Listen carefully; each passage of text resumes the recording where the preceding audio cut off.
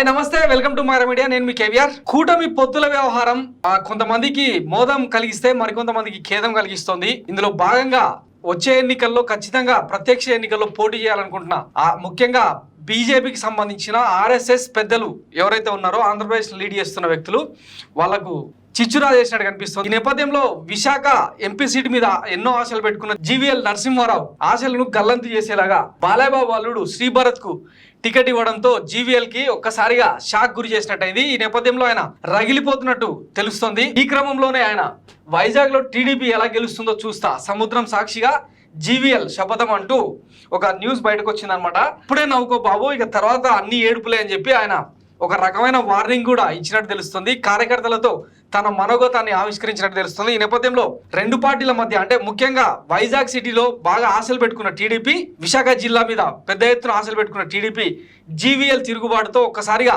Back step వేసినట్టు కనిపిస్తుంది. ఇప్పటికే అంటే గత 3 ఏళ్లుగా విశాఖపట్నం కేంద్రంగా జీవీఎల్ ఎన్నో కార్యక్రమాల్లో పాల్గొన్నారు. కాపు నేతలతో అంటే పిలవకుండానే చాలా కార్యక్రమాలకు వెళ్తూ ఆయన కనిపించారు. మమేకం అవుతూ అంటే విశాఖ ప్రజలతో మమేకం అవుతూ కూడా కనిపించారు. ఇట్లా విశాఖపట్నం అభివృద్ధి లక్ష్యంగా ఎన్నో పెట్టుబడులకు కూడా ఆయన తీసుకొచ్చినట్టు చెప్తా ఉంటారు అనమాట. స్థానికంగానే ఉంటూ పెద్ద ఎత్తున అంటే కార్యకర్తలకు అందుబాటులో ఉంటూ పార్టీ శ్రేణులకు అందుబాటులో ఉంటూ తన ప్రచార పర్వాన్ని కొనసాగిస్తూ వచ్చారు. అయితే అనూహ్యంగా మొన్నటి లిస్టులో అంటే 3వ లిస్టులో పార్లమెంట్ అభ్యర్థుల జాబితాను మొత్తం 13 మందితో టీడీపీ అభ్యర్థుల జాబితాను చంద్రబాబు నాయుడు విడుదల చేశారు.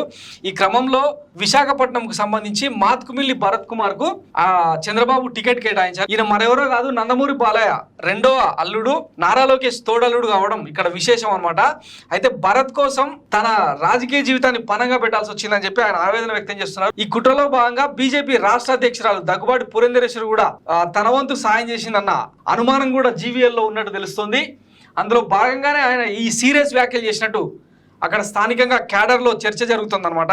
వాస్తవానికి విశాఖలో బీజేపీకి మంచి పట్టు ఉండేది. 2014లో జరిగిన జనరల్ సార్వత్రిక ఎన్నికల్లో విశాఖపట్నం సీట్ను ఖమ్మంబాటి హరిబాబు అప్పట్లో అంటే వైఎస్ విజయమ్మ మీద ఆయన ఇంచుమించు 90,000కు పైగా ఓట్లతో గెలిచారు. అయితే రాష్ట్ర విభజన తర్వాత నరేంద్ర మోడీ అమరావతికి మోసం చేశారని చెప్పి రాష్ట్రానికి రావాల్సిన హక్కుగా రావాల్సిన ఎన్నో ప్రత్యేక హోదాతో సహా విశాఖ స్టీల్ ప్లాంట్తో సహా ఎన్నో అంశాల్లో ఉత్తరాంధ్రకు దక్కాల్సిన అంటే వెనుకబడ్డ జిల్లాలకు దక్కాల్సిన ఫండ్స్ కూడా ఇవ్వలేదన్న కోపం ఇట్లాంటి ఎన్నో కారణాలతో బీజేపీని 4వ స్థానానికి పడేశారనమాట.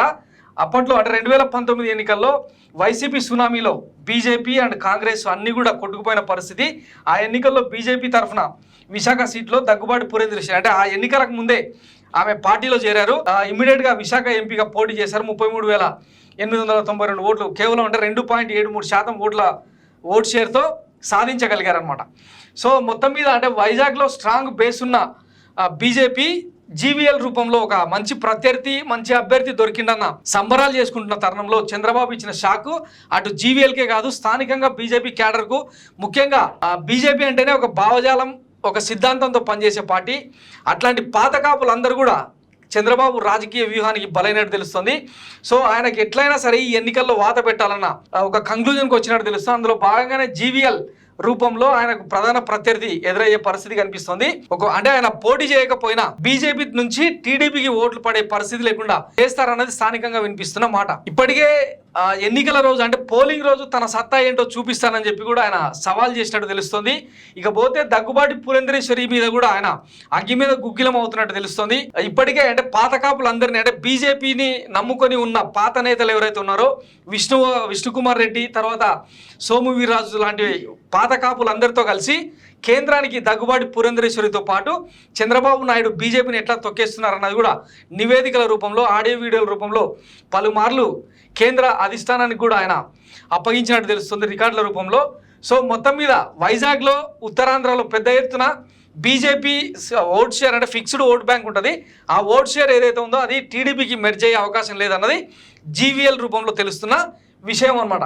సో మరి రాబోయే రోజుల్లో ముఖ్యంగా ఉత్తరాంధ్ర మీద, అందులోనూ వైజాగ్లో ఎక్కువగా సీట్లు ఆశిస్తుంది టీడీపీ. సో జీవీఎల్ తిరుగుబాటుతో మొత్తం తలకిందులు అయ్యే పరిస్థితి నెలకొంది. సో చూద్దాం మరి ఈయన శపథం నెరవేరుతుందా లేదంటే రాజకీయంగా శ్రీభరత్ సత్తా చాడతారా అన్నది రాబోయే ఎన్నికల్లో తేలనుంది. ఏదేమైనా జీవీఎల్ శపథం మాత్రం ఇప్పుడు రాజకీయ వర్గాల్లో ముఖ్యంగా ఆంధ్రప్రదేశ్ రాజకీయాల్లో పెద్ద ఎత్తున సంచలనంగా మారింది. దీని ఎఫెక్ట్ ఎలా ఉంటుంది అన్నది చూద్దాం రాబోయే రోజుల్లో. Thanks for watching Mara media. నేను మీ కేవీఆర్. Thank you.